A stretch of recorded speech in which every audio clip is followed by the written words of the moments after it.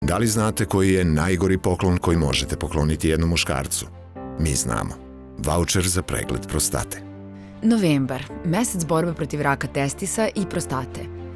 Pravo vreme da jedan muškarac ode na pregled. Mi iz kompanije Generali osiguranje Srbija poznajemo puno muškaraca, jer su odabrali Generali polisu obaveznog osiguranja vozila. Želeli smo da im poručimo, tvoj auto ide na redovan pregled. Idi i ti.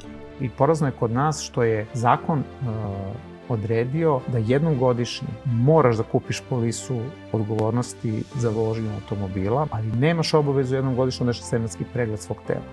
To nas je inspirisalo da lansiramo poruku testiraj se, prosto je. I testi se i prostatu. Okupili smo naše kolege da porazgovaramo o važnosti ove teme. Pomogli su nam da snimimo teaser video, a publici nismo do kraja otkrili o kakvom testiranju je reč. 1000 je razloga da se testiraš. Prosto je. 1000 testova ću raditi ako treba. Zato što je prosto. Prosto 1000 puta sam pomislio, idem da se testiram. Govorim svima 1000 puta da idu da se testiraju, prosto je. Zašto da se testiram? A jedan je život. Prosto je. Testirao sam se. Ćerka me je zamolila.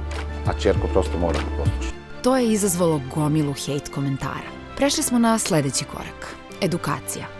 1000 muškaraca godišnje umre od raka prostate u Srbiji. Obratili smo se svakom ponaosob.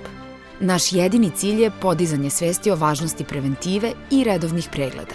Simbolično smo pripremili 1000 vaučera za besplatan pregled i PSA test za sve naše klijente koji u novembru odaberu Generali polisu obaveznog osiguranja vozila. Pričali smo o kampanji sa muškarcima koji vole modu, formulu i motore, sport, ali i sa ženama, jer su oni te koje često iniciraju odlazak na pregled. Hvalili su nas samoinicijativno. Lepili smo postere po servisima. Bili smo u bioskopu. I na TV-u. Bili smo i na portalima. Probudili smo LinkedIn zajednicu. Ni Gen Z nismo poštedili. A poslali smo i pismo Deda Mrazu. Šta smo na kraju uradili? Izgovarali smo reči testisi i prostata u kancu, na ručku, kod kuće. Kao da izgovaramo osiguranje. I šta smo na kraju naučili?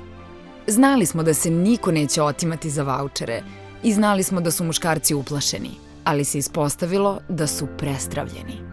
Tako smo naučili koji je najgori poklon za jednog muškarca, ali ćemo nastaviti da ga poklanjamo, jer kad tad neko će shvatiti da je ovo najbolji poklon koji je mogao da dobije.